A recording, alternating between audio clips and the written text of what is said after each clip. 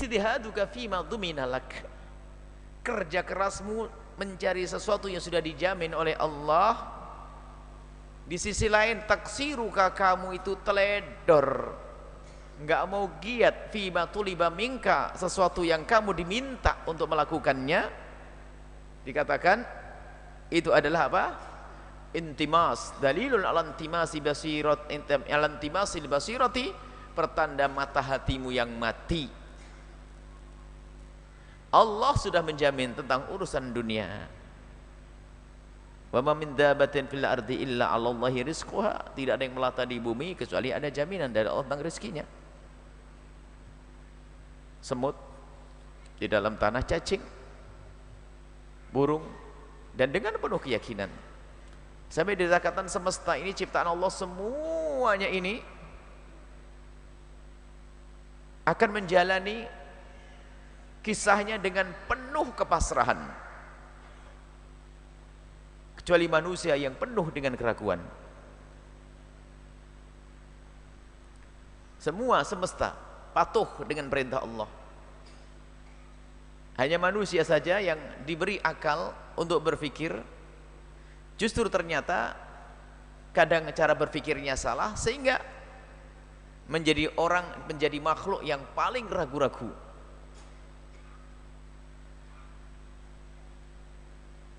Dan sebetulnya dalam kehidupan kita itu kita sering dihadapkan dengan sesuatu yang kita yakini. Kita tuh yakin hanya satu, dengan Allah toh kita kurang yakin. Allah sudah jamin urusan rezeki, masa ada percaya? Ini kepada Allah ini saja yang kita ragu-ragu, tapi urusan selain Allah lihat, yakin waktu naik angkot, yakin sopirnya bisa, yakin, tidak pernah tanya bisa enggak, apalagi beri ke warung, ini ada racunnya enggak pernah. Semua naik pesawat enggak pernah tanya pilotnya kayak apa, enggak usah. Tapi hanya dengan Allah saja ini kurang ajar manusia ini. Coba waktu naik angkot, Pak ini bisa enggak nyebernya? Hah? Enggak pernah tanya bannya seperti apa, dibetulin betul. Enggak usah. Kita semua dengan penuh keyakinan, kecuali dengan janji Allah ini kita kurang yakin. Makanya problem urusannya dengan keimanan. Nah, karena keyakinan kita itu yang keropos, maka salah kita. Sehingga kita lebih banyak mencari, bekerja untuk sesuatu yang sudah dijamin tadi. Sementara yang belum, yang disuruh malah kita teledor. Dunia sudah dijamin, ibadah kita disuruh, tapi kita lebih sibuk urusan dunia, kemudian kita lupa urusan ibadah. Dalam Al-Quran, wa'mur ahlak, perintahkan keluargamu, contohnya perintahlah keluargamu bis sholati, untuk melakukan sholat, wastabir alaiha, sabarlah dengan itu semuanya. Sebab melakukan sholat harus dengan kesabaran, nyuruh orang sholat dengan penuh kesabaran. La nas'aluka rizqa, aku tidak minta rezeki. Nahnu narzukuka, aku yang berikan rezeki kepadamu. Wal aqibatu littaqwa, pungkasan kebaikan hanya untuk dengan ketakwaan. Baik, kita disuruh mendidik anak kita agar selamat urusan di akhiratnya. Yang diperintahkan itu wa'mur ahlaka bis-shalah, suruh salat. Tapi yang diperintahkan yang paling utama untuk anak kita bukan salat. Bagaimana cari duit? Bagaimana mencari kehidupan dunia? Bukan urusan agamanya. Dan ini harus kita hubungkan dengan hikmah sebelumnya tentang makom sebab, makom tajrid. Makom sebab, anggap kita ini semua di makom sebab, anggap saja. Artinya kita harus mengambil sebab untuk mencari dunia, untuk beri nafkah anak istri. Kita mencari, tapi waktu kita mencari harus dengan penuh keyakinan bahwa rizki kita sudah dijamin oleh Allah. Dan kita menjalankan ini semuanya karena kita berada di makom sebab. Harus kita menjalankan ini semua, tapi keyakinan harus kepada Allah bahwasanya semuanya sudah dijamin. Di sisi lain, maka yang belum dijamin dan kita diminta ini harus serius dong. Maka gunakanlah di saat engkau berkecimpung dengan sesuatu yang sudah dijamin, gunakanlah sesuatu yang engkau sudah dijamin untuk apa yang engkau diminta oleh Allah. Sesuatu yang dijamin adalah dunia. Bukan berarti kita tidak boleh cari dunia. Cari dunia, bahkan ada dalam riwayat yang banyak himbauan untuk mencari dunia. Tapi ingat, mencari dunia yang sudah dijamin oleh Allah untuk memenuhi sesuatu yang kita diminta. Jangan sampai dunia untuk dunia.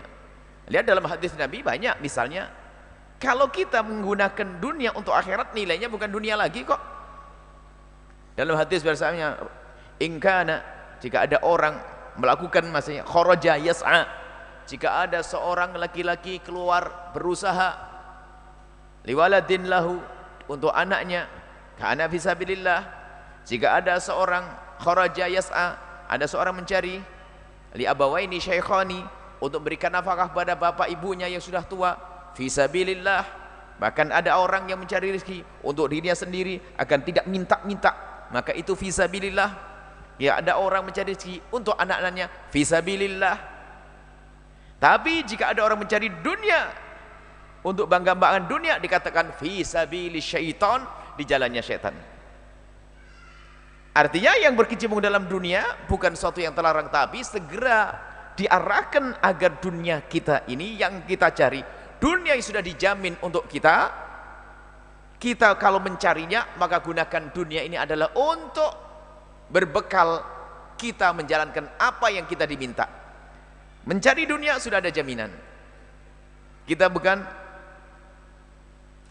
sehingga orang diimbau untuk mencari nafkah dan seterusnya. Bahkan ada yang berbakat mencari rezeki. Bahkan banyak yang dipilih oleh Allah menjadi orang kaya. Maka sadarlah dengan kekayaan yang didapat ini untuk sesuatu yang tuliba minka, yang engkau diminta untuk melaksanakannya. Bagaimana sholatmu tegak, bagaimana zakatmu terbayar, bagaimana puasamu bisa benar.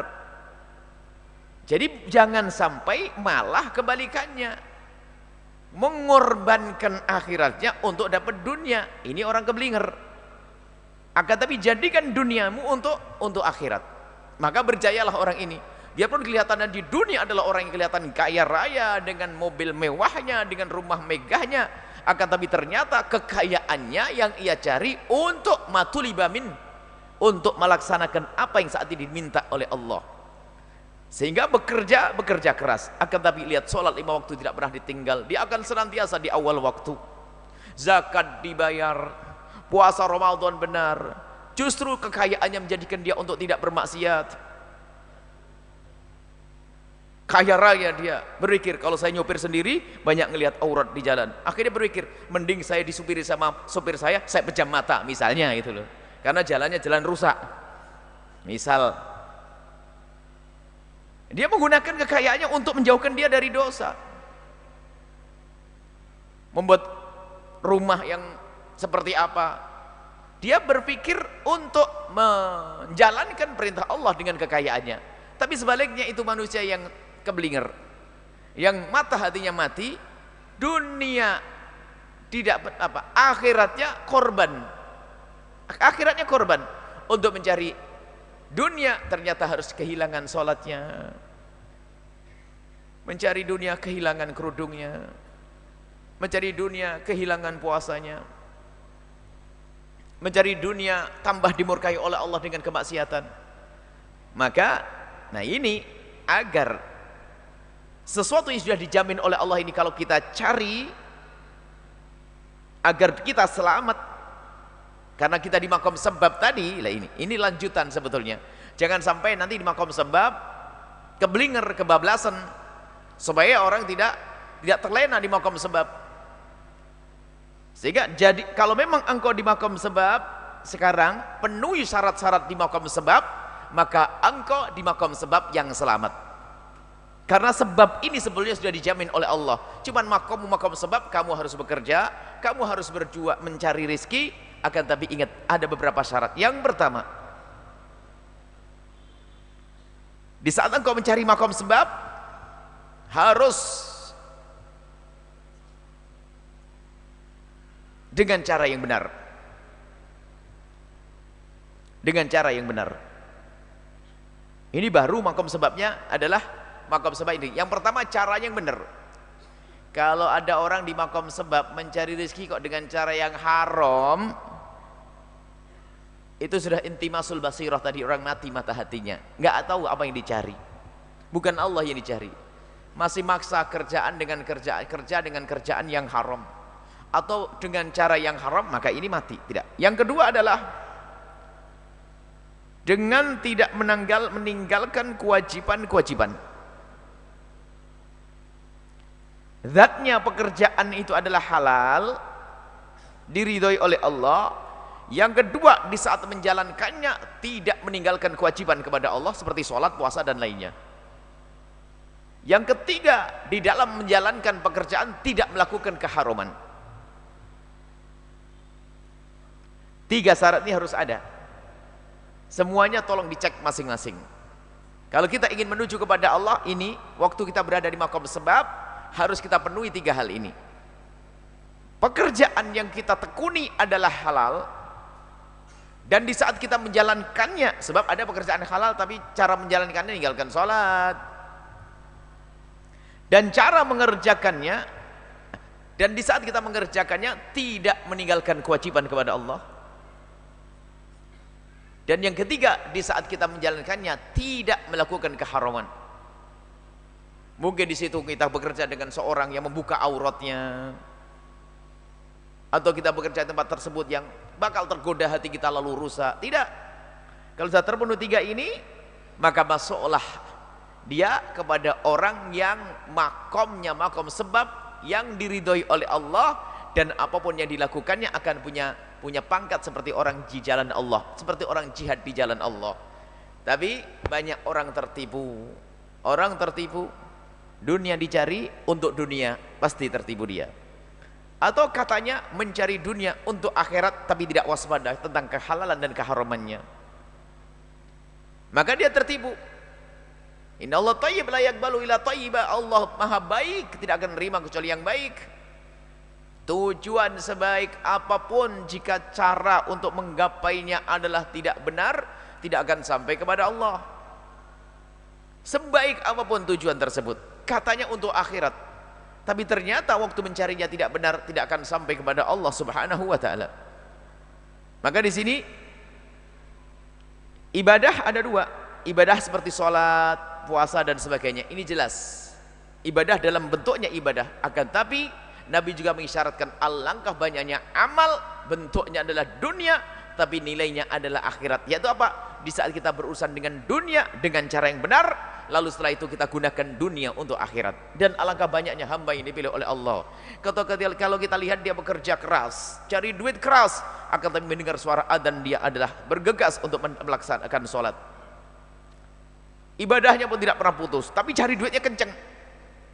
Dan setelah dapat duit pun ternyata berpikir bagaimana untuk berjuang untuk umat Nabi Muhammad SAW. Ini manusia terpilih. Iya, dirinya terpenuhi, sangat dia berhak untuk menikmatinya, agar semakin bersyukur, sehingga mungkin tempat tidurnya diempukkan, makanannya dienakkan. Akan tapi di sisi lain dia juga berjuang dengan harta kekayaannya. Hanya manusia pilihan Allah seperti itu. Tapi di sana ada hamba Allah yang mengumpulkan uang, tidak punya kebaikan, sudah sholat ditinggalkan, bukan sedekah diberikan, bahkan mungkin maksiat yang dihadirkan di rumahnya dengan kekayaannya.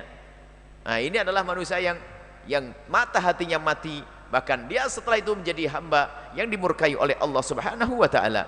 Nah, kemudian jika kita berpegang dengan Allah, kalau kita serius dengan Allah di dalam urusan ibadah, maka gini, Allah tuh sudah berjanji akan rizki kita. Maka sederhana, agar janji Allah terpenuhi untuk kita, maka penuhilah permintaan Allah. Kita maunya nagih janji, tapi permintaannya tidak beri. Allah minta kepadamu untuk apa? Untuk sholat. Allah minta apa? Untuk menjauhi kemaksiatan. Maka setelah kita menjalankan ini semua, maka Allah akan beri kemenangan untuk kita, sehingga apa yang telah dijanjikan oleh Allah untuk kita akan diberikan kepada kita. Baik ini dalam skala kecil diri atau keluarga. Maka keluarga yang dihidupkan dengan suasana keagamaan, jauh dari kemaksiatan, maka keluarga ini akan mendapatkan sesuatu yang besar. di dunia sebelum di akhirat, termasuk sebuah bangsa. Bagaimana kemenangan-kemenangan yang ditemui oleh kaum muslimin dari masa ke masa? Mereka adalah dengan mendekatkan diri kepada Allah, bukan dengan senjata yang hebat. Maka muncullah orang-orang yang dekat kepada Allah seperti Salahuddin Al-Ayyubi, Sultan Muhammad Al-Fatih. Bagaimana Sayyidina Umar bin Khattab untuk menjadi seorang yang berjaya waktu itu, mendapatkan kemenangan, bisa membuka negeri-negeri yang lain, menunduk ke negeri yang lain, bukan dengan kekayaannya, bukan kemegahannya. Bahkan suatu ketika Sayyidina Umar bin Khattab waktu datang ke sebuah negeri, beliau adalah dengan baju yang bertambal 8, bukan dengan baju yang megah mewah begitu, akan tapi dikagumi. Justru musuh-musuh pada kagum, inikah orang Islam? Takut ini orang tidak butuh dengan dunia, pasti ada sesuatu yang dicari selain dunia. Ini apa ini? Takut lihat modelnya Sayyidina Umar bin Khattab. Datang utusan, datang kepada Sayyidina Umar bin Khattab. Mana Khalifah Umar bin Khattab? Tidur di masjid. Ini Khalifah. Gemeteran takut, ini orang nggak takut melarat ini. Sementara kita berperang untuk mengumpulkan kekayaan, kita perang mencari kekayaan. Ini bajunya compang-camping, bajunya pas-pasan. Maka kejayaan bukan dengan baju mewah, kejayaan bukan dengan model mobil mewah, bukan. Ini sebagian orang mengemas dakwah misalnya harus dengan gaya orang kaya. Enggak seperti itu.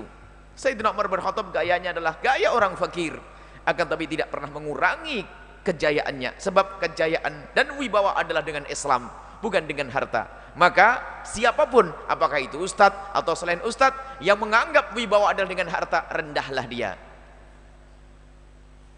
Kita sebutkan kisah Rib'i. Bagaimana Rib'i?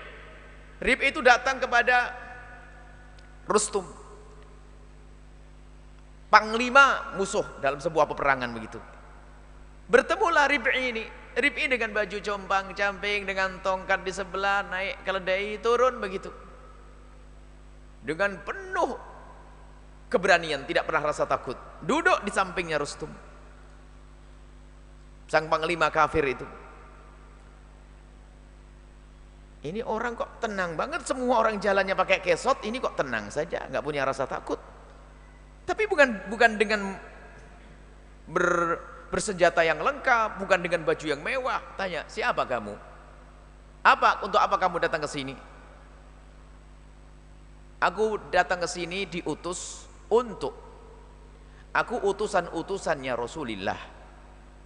Karena utusannya Sa'ad bin Abi Waqqas. Aku utusan, bukan utusan Rasulullah, utusan-utusannya Rasulullah. Utusan-utusannya Rasulullah. Jadi kamu bukan panglimanya? Bukan. Saya seperti yang lainnya.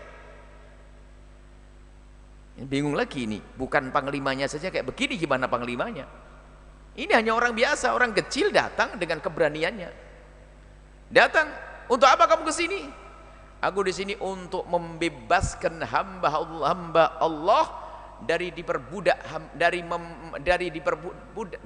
kami membebaskan hamba-hamba Allah dari menjadi hamba Allah untuk menjadi hamba Allah. Selama ini kan diperbudak oleh raja-raja. Aku ingin membebaskan hamba Allah dari diperbudak hamba Allah agar dia menjadi budak Allah saja. Maksudnya mengajak kepada keimanan. Dengan begitu gemetaran rasa takut. Berkata, lihat ini orang, ini mesti bukan main-main nih orang. Ngomongnya ini adalah ngomong seorang pemimpin. Padahal dia bukan seorang pemimpin besar. Bagaimana dengan pemimpinnya? Wibawa Nabi yang kebaca, wibawa Sa'ad bin Abi Waqqas yang kebaca.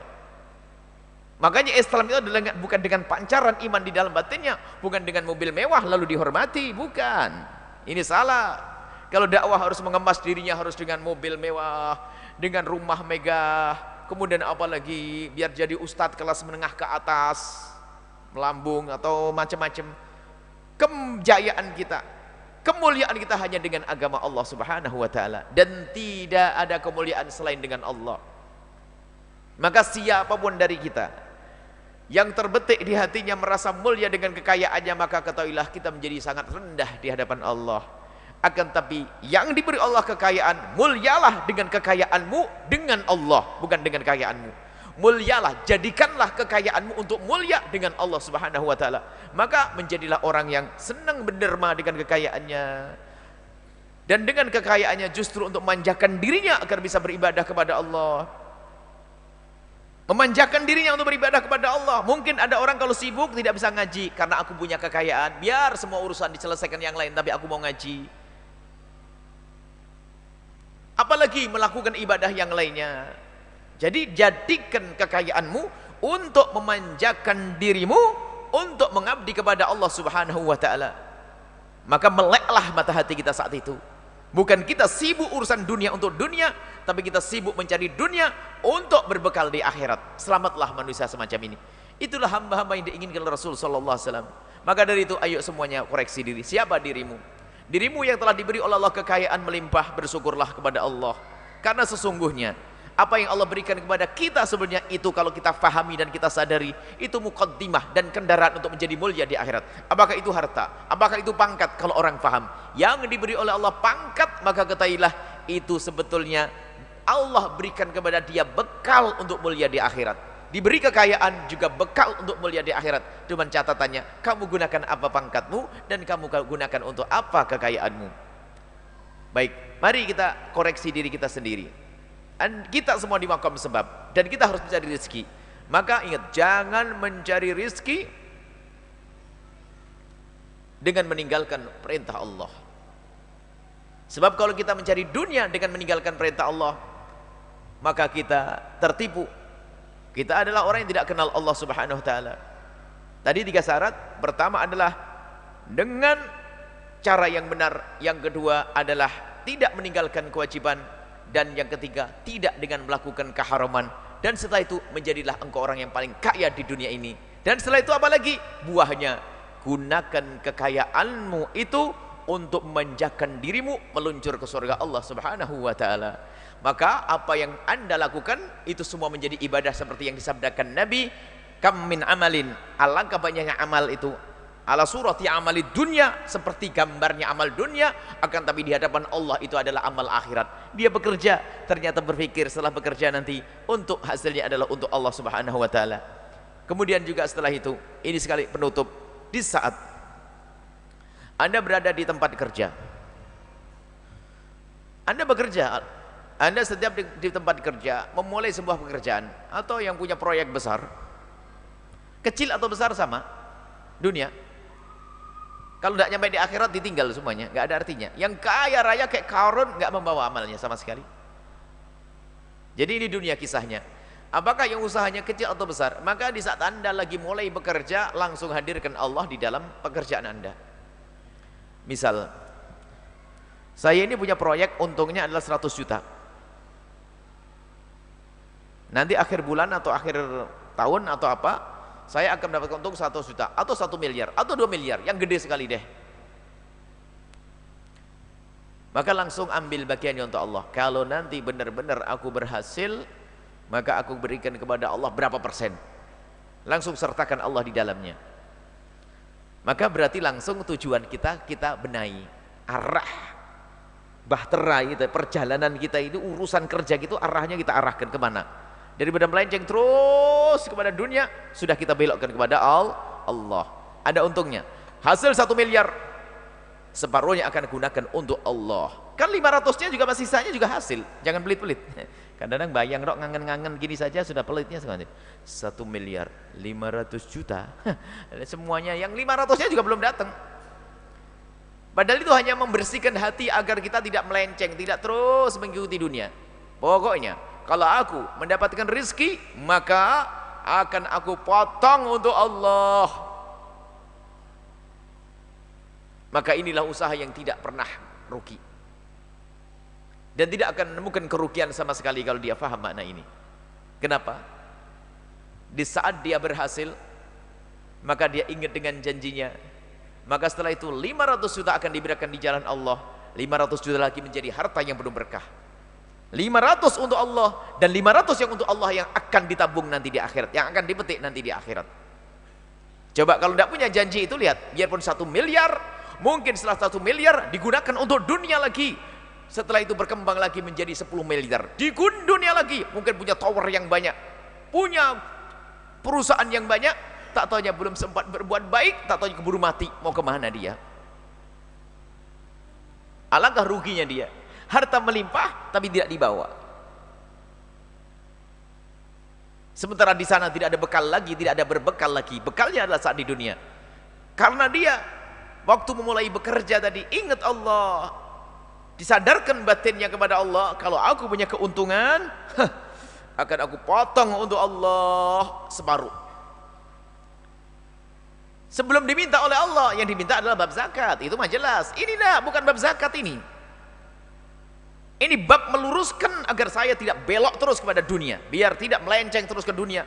Sebab ini dunia, ini betul sabda Nabi itu bahasanya kalau ada orang sudah tidak ingat Allah lagi urusan dunia, kalau dikasih lembah emas, minta lembah yang kedua, dikasih dua, minta tiga, sampai kapan? Sampai mulutnya dikasih tanah baru tidak minta lagi.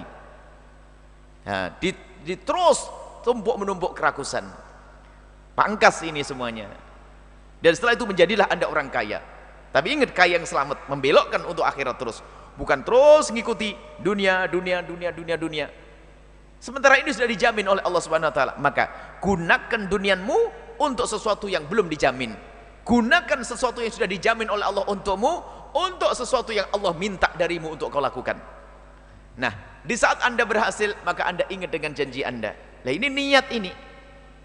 Niatul mu'min khairu min amali. Niat ini saja sudah luar biasa. Sebelum Anda beruntung, Anda sudah beruntung. Ini adalah pahala yang didahulukan oleh Allah. Bisnisnya belum keluar.